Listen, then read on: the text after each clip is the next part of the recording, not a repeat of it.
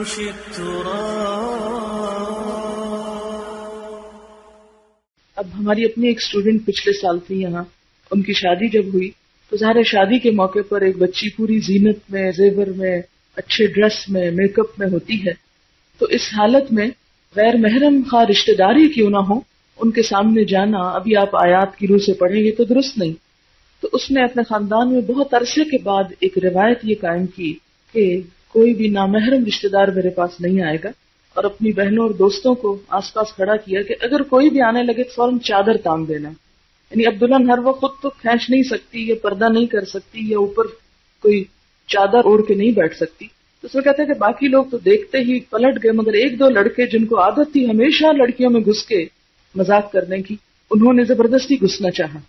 تو پھر ان کو زبردستی روکا گیا، اس سے تھوڑی سی بدمزگی بھی ہوئی.